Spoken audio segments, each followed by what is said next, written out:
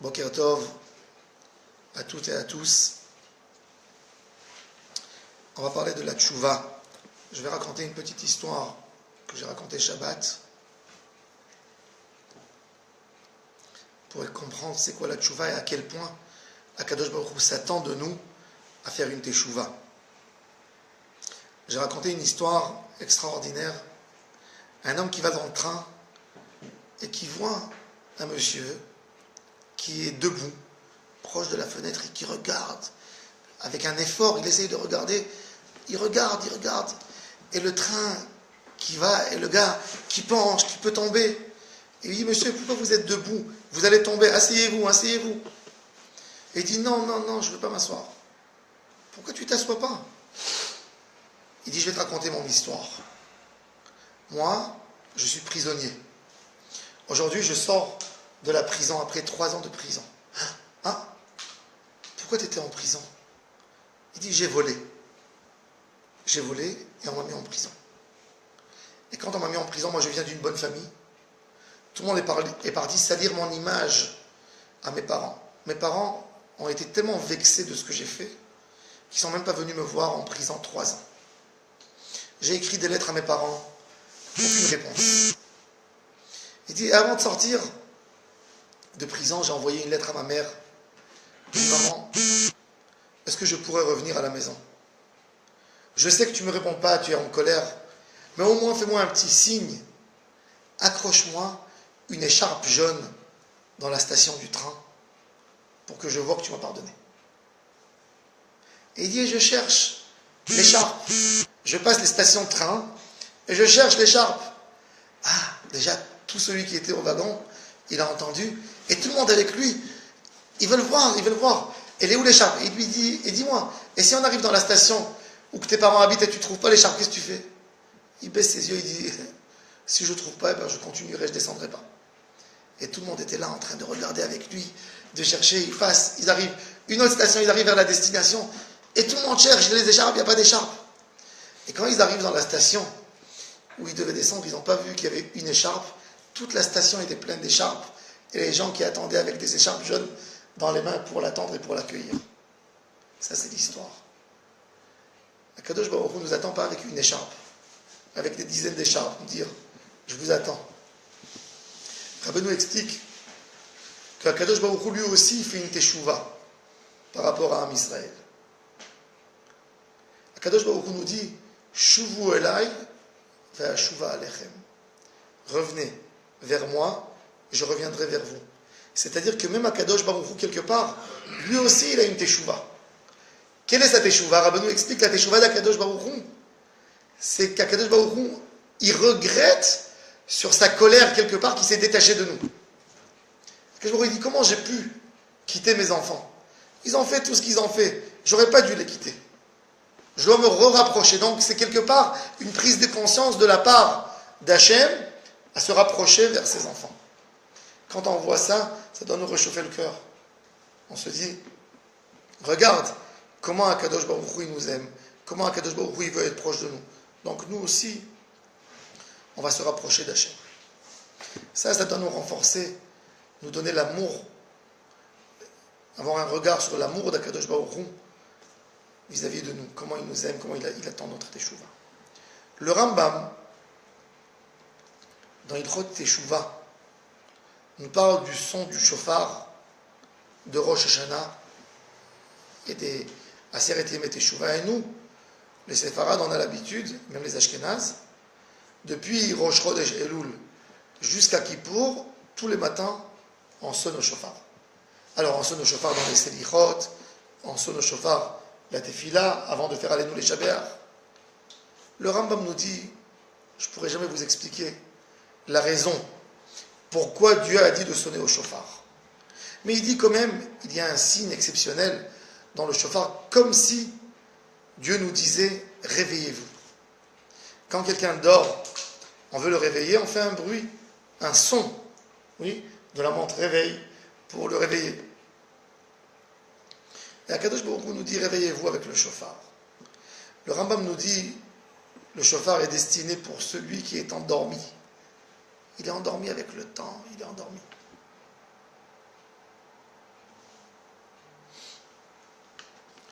Le rêve, Rabbeinu nous explique, et Rabbi Nathan explique ça dans l'Ikouté Halachot, Ilchot Rosh Hashanah, Halacha He.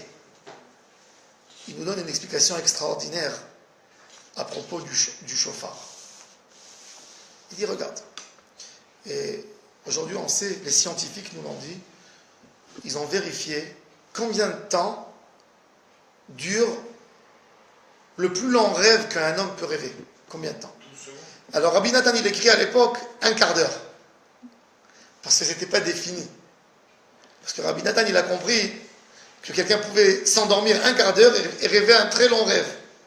Donc, aujourd'hui, les scientifiques disent que le plus long rêve qu'un homme peut rêver, c'est 15 secondes. 14, 15 secondes. Dans un rêve, tu peux rêver une longue histoire qui s'étale sur beaucoup, beaucoup d'années, beaucoup de temps. Shira Ma'alot Beshuv Adonai. Hein? Tu la vois en un bloc. Oui. Shira Ma'alot Beshuv Hashem et Shivat Zion Ainu Ki Cholmim. La Géoula, elle arrive comme un rêve. Un homme peut rêver une histoire quand il est jeune, quand il grandit, il devient plus âgé. Il peut se voir même vieux dans l'histoire. Dans le même rêve, il se voit jeune, plus âgé, il peut se voir même vieux.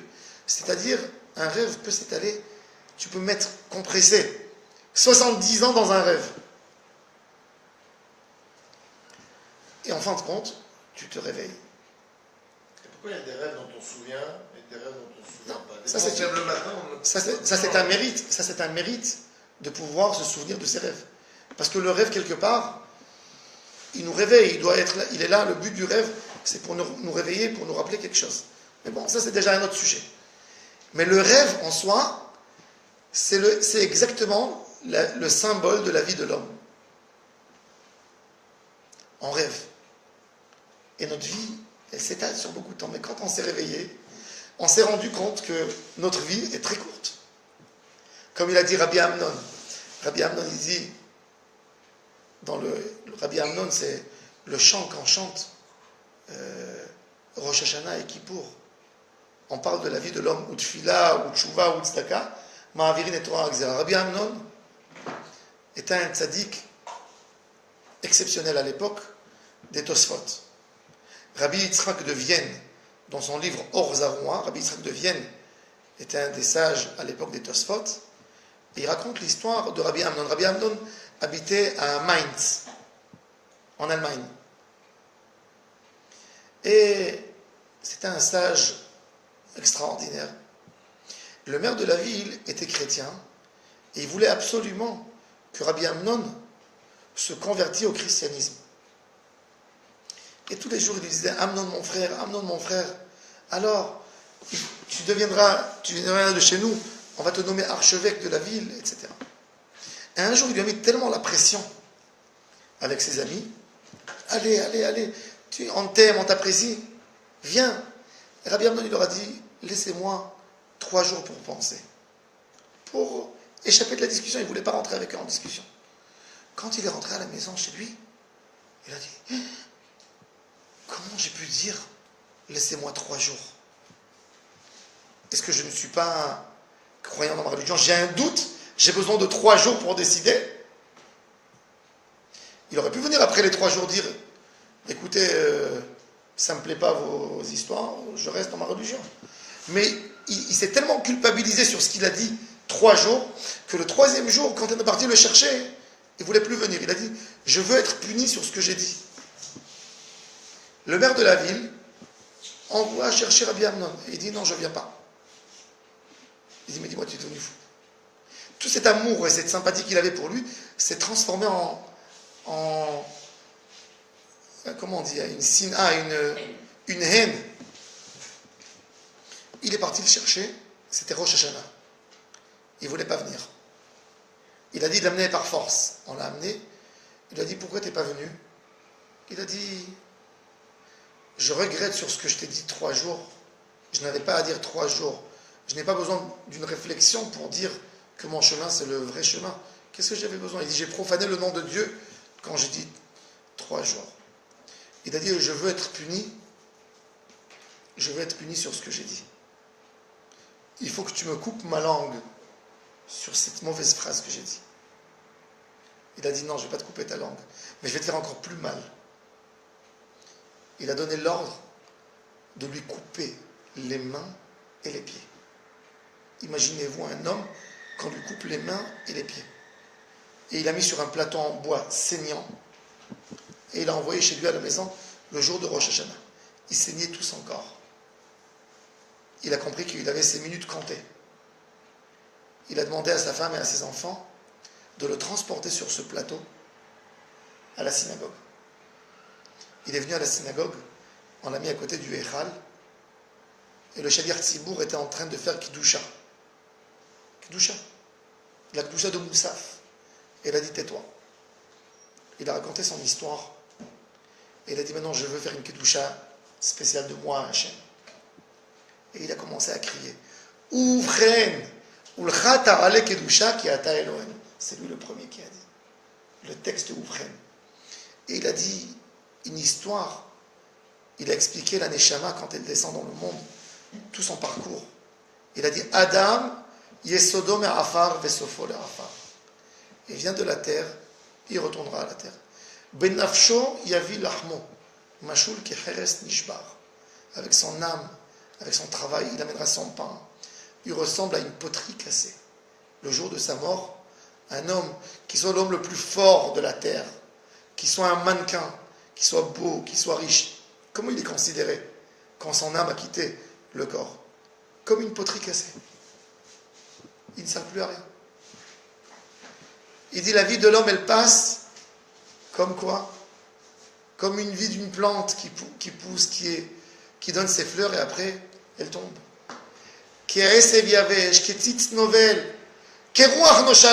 Comme un vent qui passe et à la fin, ou comme un rêve qui se termine. Ve'ata, toi Dieu, el chai vekayam, tu resteras toujours. En ketz lishnotera, il n'y a pas de limite à tes années. Ve'en kitzba leorech yamera, il n'y a aucune limite à ta vie. Toi tu es la source de la vie qui donne vie à tout le monde. Et il décrit la vie de l'homme et il écrit pourquoi on a besoin de faire une teshuva. Et il a dit ça et quand il a fini de crier cette prière, il a disparu, il est mort. 2 jours après son décès, il vient, il se dévoile au Rav, il dit on m'a donné l'autorisation d'en haut, vivant il se dévoile, écris tout ce que je te dicte maintenant. Et il lui fait écrire tout le texte qu'il a dit avant de disparaître. Il lui dit je te demande de l'envoyer dans toutes les communautés d'Israël qui le diront le jour de Kippour et de Rosh Hashanah. Et le Rav, il écrit tout le texte que Rabbi Amnon lui dit et il l'envoie dans toutes les communautés. Le Ouvren, oui. C'était un long texte qu'on le mentionne avant la Kedusha. 900 ans, 850 ans. Avant, on ne faisait pas. Non. Et on le dit depuis Rabbi Amnon. Donc Rabbi Amnon, il explique la vie d'un homme.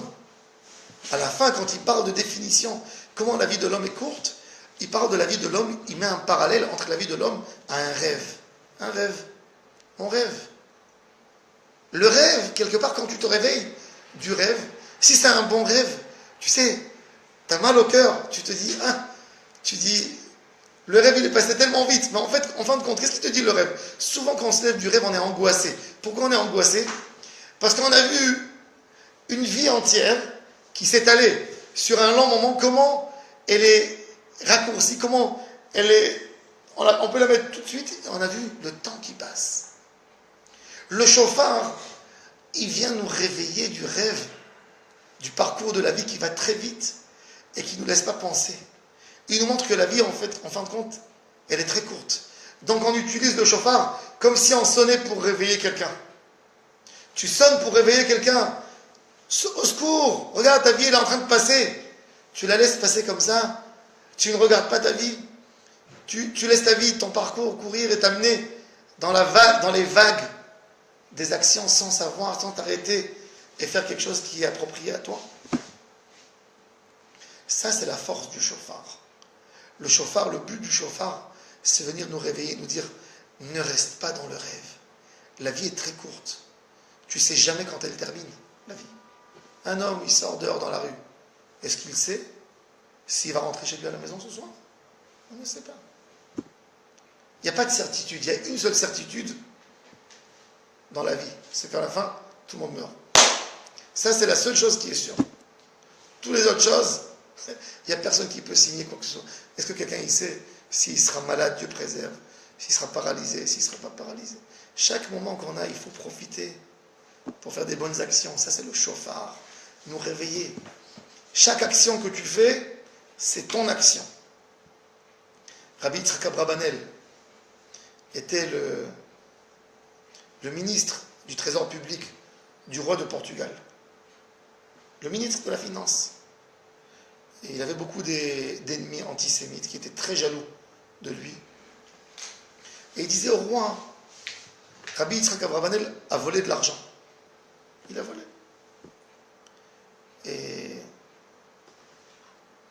va, essaye de lui demander. Il dit, regarde, comment ça se fait qu'en 15 ans qu'il est ministre, regarde, il s'est construit des maisons, il a des trucs, il a de l'argent. Évidemment qu'ils ont menti, qu'ils ont dit beaucoup de choses. Un jour, le roi, il voit Rabbi Yitzhak Abrabanel, il lui dit, dis-moi, combien d'argent tu as? Combien d'argent tu as? Il lui dit, laisse-moi penser 2 minutes. Et il donne un chiffre. Le chiffre, on sait qu'il est moins que ce qu'il a. Il lui dit, rien que ta maison, elle vaut plus que cette somme que tu m'as donnée. Donc il met en prison tout de suite. Tous ses biens sont confisqués pour le trésor public. On l'amène en jugement, comme quoi il est voleur, il est corrompu, etc. Et le roi lui dit, regarde, comment tu m'as menti? Tu m'as dit, moi quand je t'ai posé la question, combien d'argent tu as? Tu m'as menti. Il a dit, quand tu m'as posé la question, qu'est-ce que tu m'as dit? Qu'est-ce que tu possèdes? Qu'est-ce que tu as combien? Il a dit, j'ai fait le compte, j'ai demandé quelques minutes, j'ai fait le compte de tzedakot que j'ai donné dans ma vie. Tout l'argent que j'ai donné comme tzedaka. Ça, c'est mon patrimoine à moi, que personne ne peut le prendre. Mon argent, tu l'as pris, il est chez toi. Quand tu m'as posé la question, qu'est-ce que tu possèdes? Ce que je possède, c'est mon lama bas, ce que je possède, oui. Ça, tu ne peux pas me le prendre jamais. Même si tu me tues, tu ne peux pas me le prendre. Tu m'as dit où je vais, je ne sais pas où je vais. Je pensais aller au bureau, je me suis retrouvé en prison. Et il lui a expliqué, comme tout ce qu'ils ont dit, c'est du mensonge. Mais la seule chose que l'homme possède, c'est les bonnes actions.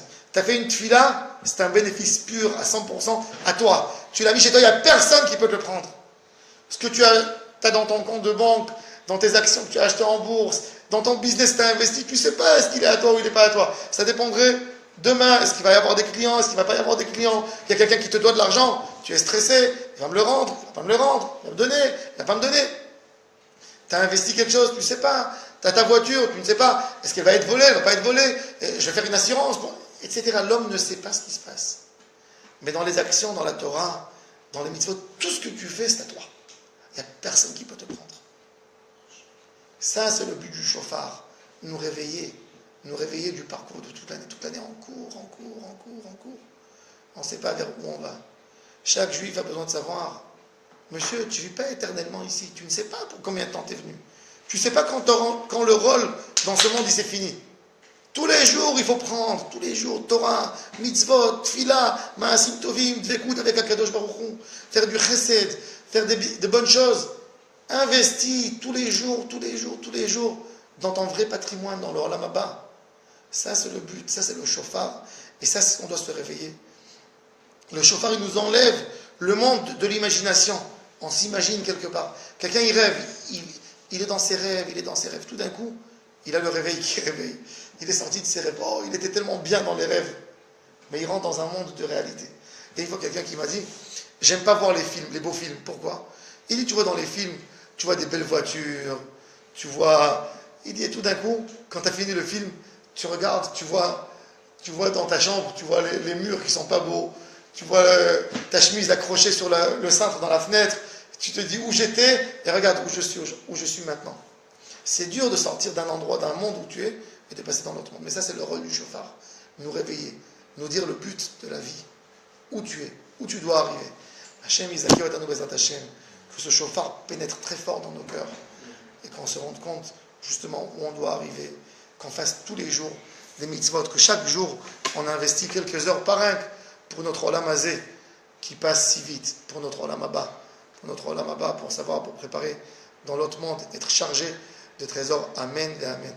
Je souhaite à toutes et à tous une excellente semaine et une bonne journée.